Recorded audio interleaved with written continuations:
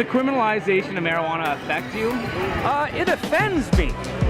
I guess it just makes things a little more nervous in terms of dealing with it, and it's not something that you should be nervous about. It's a plan. I just think everyone to their own, and that's your thing, then that's your thing. If they want to legalize it, is it going to be the end of the world? Probably not. I think having it decriminalized lets people smoke it comfortably in their houses, and you know, it's not so big of a deal, I guess. The decriminalization of marijuana would affect me greatly.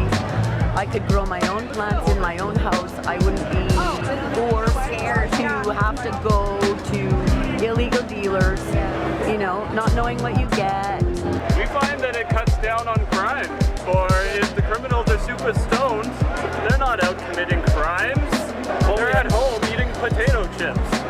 I mean, I can understand the desire to protect the profits from all the industries that marijuana can supplement, so I get that.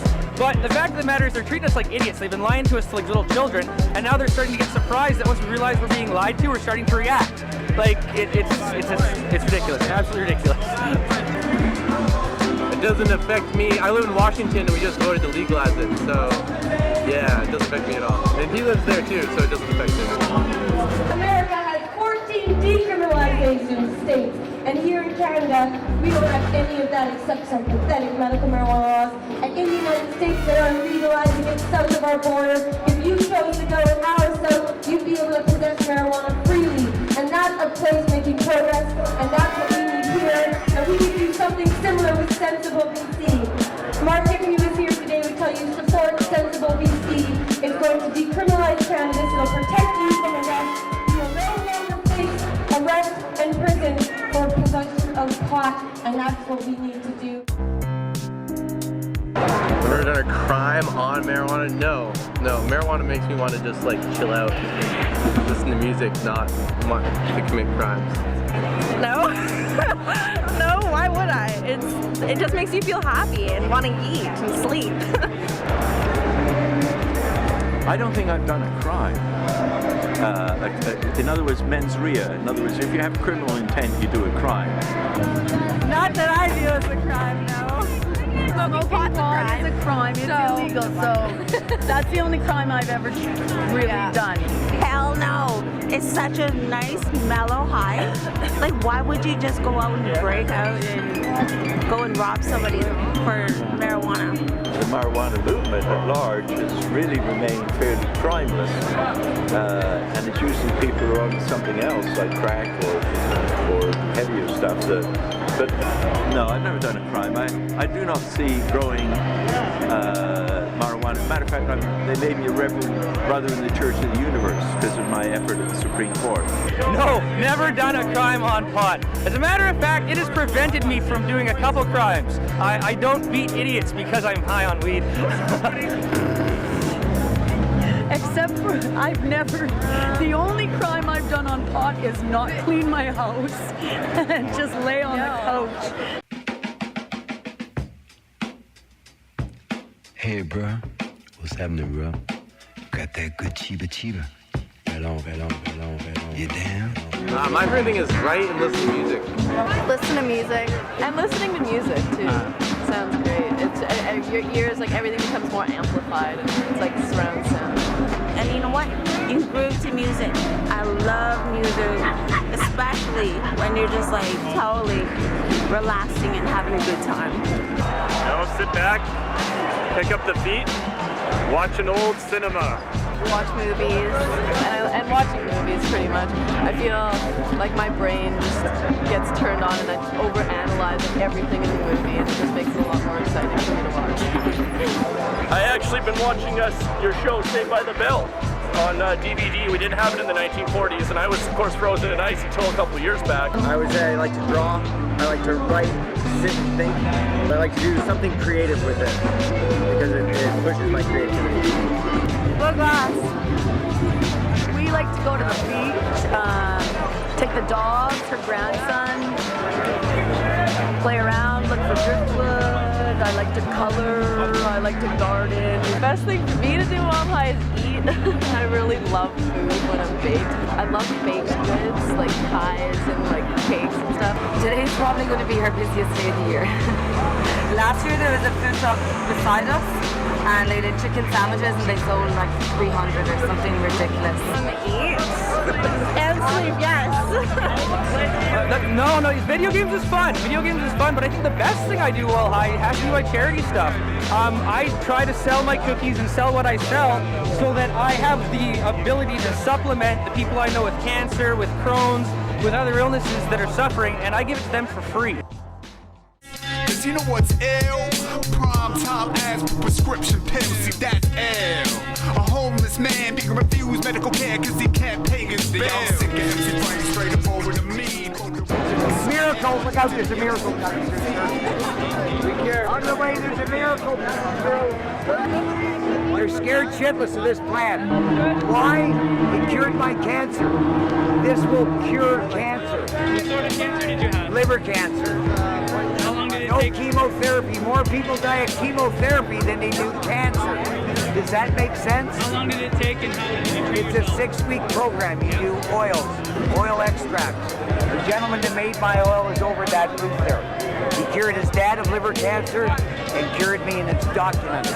Right over there, his name's Herb the Herbalist. Well, I mean, there's people who rely on marijuana for, you know, for a lot of things. There's people who don't want to eat and they get prescribed weed for eating. There's people who can't sleep and, you know, get prescribed it for sleeping. But then there's people like me who just like to smoke it for fun and it's harmless.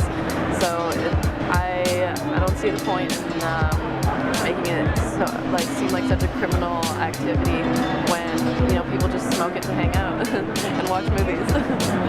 I start in the morning and I do it before I go to sleep to put me to sleep. I've got severe ADHD, and if I don't smoke weed, I'm off the chart. Like you'll see today, I've got a lot of energy and I'm high. If you do want to experiment with heroic doses of any drug, cannabis is the thing to do, because no one's ever died of an overdose of cannabis. Not even the smugglers that had baggies burst in their bellies have ever died of an overdose of cannabis. So it's actually safer than what Starbucks sells, which is caffeine. People have died of too much of that. Energy drinks, people have died of too much of that. Those diet pills containing caffeine, people have died of an overdose of those, but no one's ever died of an overdose of pot.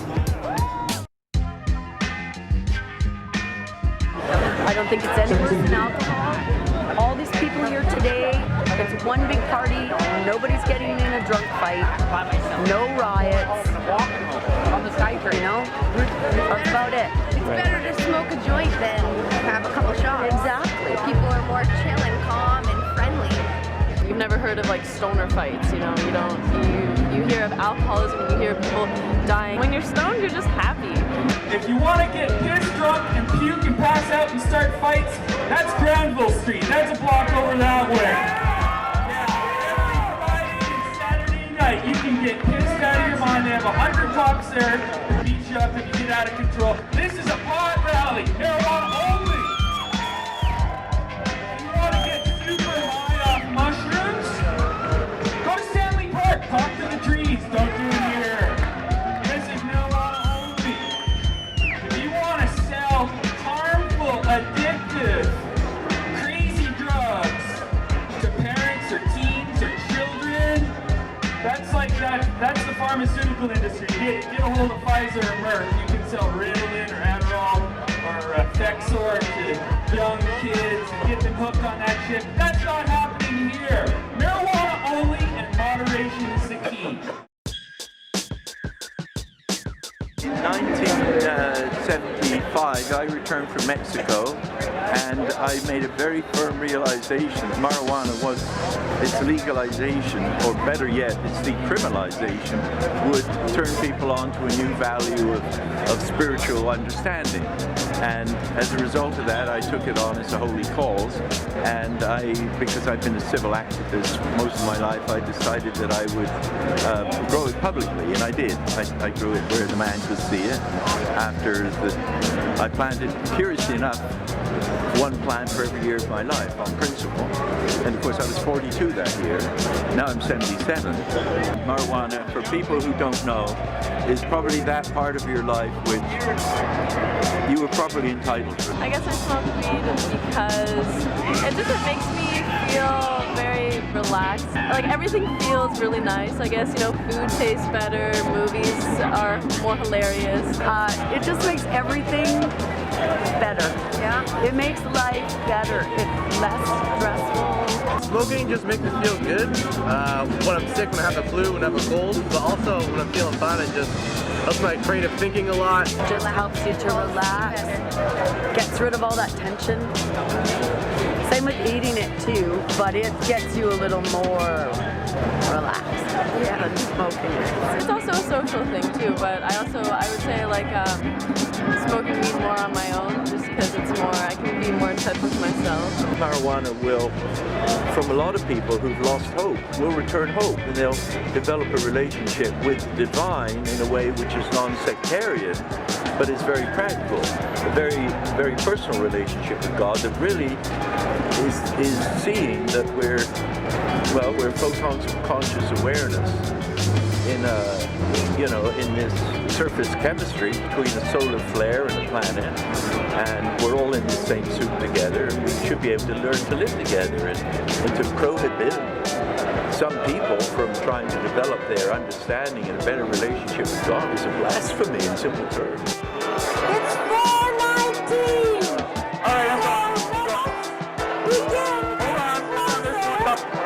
To the 4:20 countdown. Are you ready?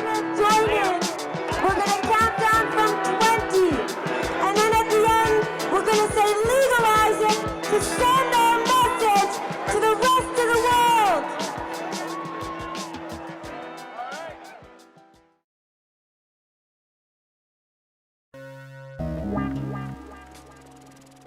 Well, by this time in history, what's really holding it back is the industry that they've created around prohibition. The billions and billions of dollars that are being spent enforcing the laws, analyzing the laws, testing people, lawyers, courts, judges, all the peripheral industries related to those have become quite addicted to the money that they're getting. And they don't know how to get out from underneath that. People are going to lose their jobs if you don't have marijuana in the mix.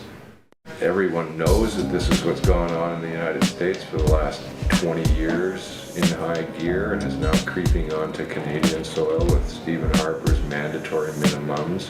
And if you look, you will find a connection to him and his government, to Geo Group, the people who build the private prisons. It's a business. The prohibition of cannabis is a business, and those people who are getting the money also have a big say in our society. If you look at any story in the media about cannabis, particularly when people are being busted for it, the only words that are spoken are by the police. The police say there was 14 plants. The police say it was worth this much on the street. The police say the place was covered with mold. No one questions them. No one shows any proof of what they've said, and they've had the microphone forever. And they know it, and they want it.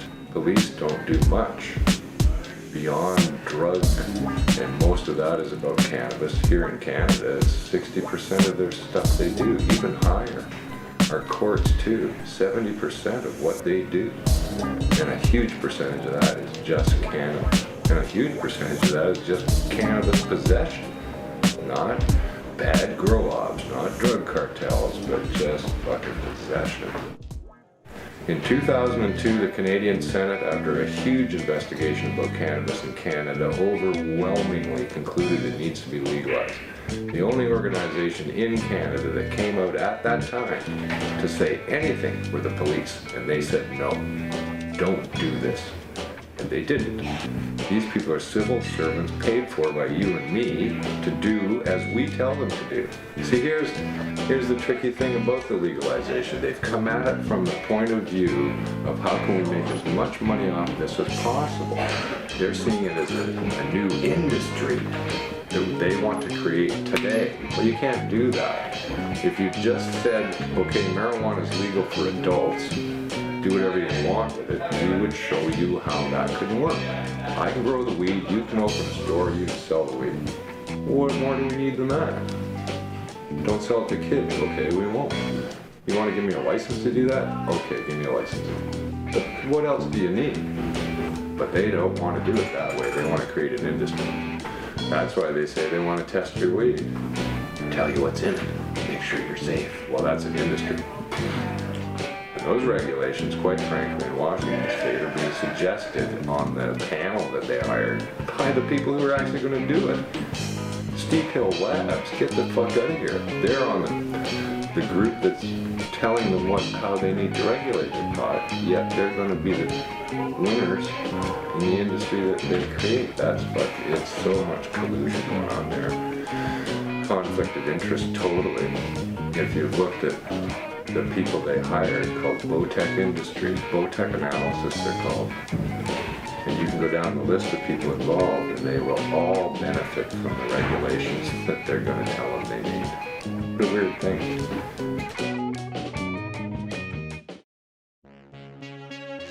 We don't want tar sands without oil, we don't want fracking. Well, we need a resource, and this is an excellent resource. And the worst part is the states has beat us to it already by 3 states. I think that's the problem. The provincial government says we're going to let you do the federal decision. The feds say no. So what? So we give up?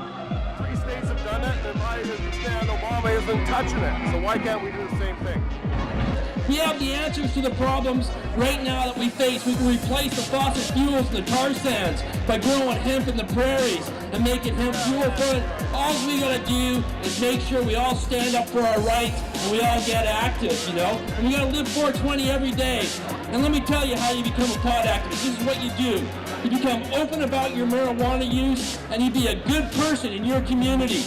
And you represent it. And you represent that people that use cannabis aren't bad people. And you convince those people, and more people start finding out about it. And that's how this great event is turned into this great event, because of people doing that. And you all got to do that too. We got to push the limit and celebrate freedom, celebrate our natural rights. And happy 420, everybody. Light them if you got them, and if you're anywhere around this assembly of people, you got them. Pass them out. 20, 19, 18. Here's a big bag. Who wants a big bag? 16, 15, 14, 13, 12, 11, 10, 9, 8, 7, 6, 5, 4, 3, 2,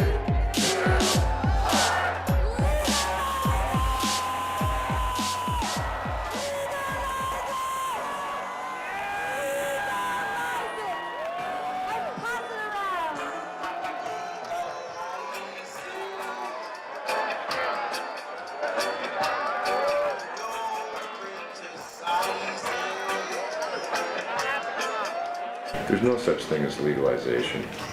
Nothing's legal. Right? If you decriminalize, is it then not legal? If it's not criminal anymore? Right? It depends on what they mean by decrim. Right? If they mean, oh, you'll get a $100 fine, now that's different. Right? Don't want a $100 fine, no need for that, right? So the opposite to that would be legalization outright, which would mean there are no rules. And that's not ever going to happen. There's always going to be rules. So what we really need to do, and what's going on now, because of Denver, or because of Colorado and Washington State voting to legalize, there is now a rush for idiots, I might point out, to find out how to regulate this in our society. But they haven't thought of the influence that prohibition has had on marijuana and our ideals about it. So all of the regulations virtually that they wish to put on legal marijuana are only because they said it was bad and it was prohibited. Now, you asked me earlier why marijuana is illegal in our society. Quite frankly, it has nothing to do with marijuana. It has to do with cocaine and heroin. The US government, the CIA, is known completely for being implicated in running heroin and cocaine on this planet. They buy and sell it, use that money to do their black ops, by the billions of dollars. They got caught in the 80s, called the Iran-Contra affair. They have never stopped and they never will. This is a big part of what they do. So it figures to marijuana because marijuana has become the poster child for drugs in America. Now, if they legalize marijuana in our society, people are going to go, wow, this is better than the prohibition. Maybe we should do that with cocaine and heroin. And they're going to go, oh, that's not good. Can't do that because they've become addicted to that money too.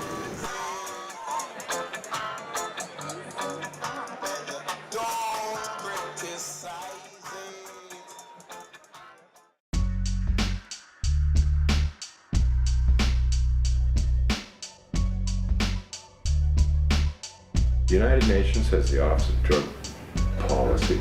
Each year make a statement, and that year they said that marijuana was stronger, more addictive than cocaine and heroin. John Walters also said that out loud at the same time when he was drug czar. Well, when he wasn't drug czar, he was involved in the Iran-Contra affair. He was a cocaine seller then. Right? So, isn't it interesting that the drug czar now is putting the heat on marijuana, taking it off the cocaine because he's in that business, right? And this is kind of the way the world goes, unfortunately. Everybody's in business.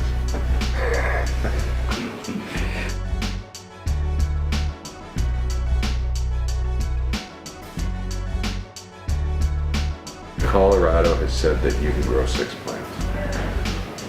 If everybody in the state of Colorado can grow 6 plants, that's a lot of fucking marijuana. The police in the state will have to stop looking for marijuana then. There'll be no more, they can't, right? So that means the guy who's living in the place right beside fucking Idaho can grow as much weed as he wants. And it's gonna be flowing over the borders of every state surrounding Colorado so fast. So the other states neighboring Colorado are all chomping at the bit right now to legalize as well because they cannot have all of their citizens going to Colorado, spending all their money and potentially smuggling drugs back. So they're going to want to legalize and get the revenue too. So there's little chance that they're going to say that they'll legalize and not include that 6 plant limit.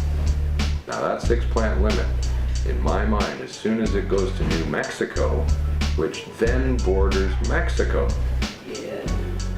That's the day the fucking world changes. Because if it's legal in New Mexico, what's going to stop that border from Mexico? There's no way.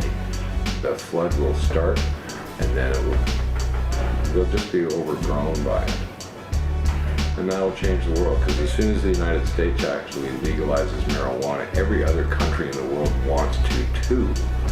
They've all said so in the last number of months, every single one of them. So all the pot-producing countries will then be able to produce pot again.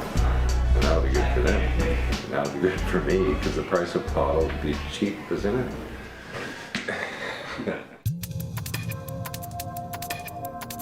I don't know. I don't want it. I wouldn't want to smoke weed with Stephen Harper. I can't stand the fucking dork. He's on such an evil agenda on his own. Somebody, when they asked him if he'd ever smoked pot, his response was that he was offered a joint once, but he was too drunk to take it. It is a plant. People want to smoke it. You're never gonna stop people from smoking weed. Look at this, like, thousands of people right there. Like, laws are never gonna change that. Prohibition is harmful to the country in, tons of ways. So it's just, you're just wasting time, you're wasting money, and you're wasting resources. Just making sense. There's no real science been done on pot because it's illegal. And here you are trying to regulate something that no research has been done on.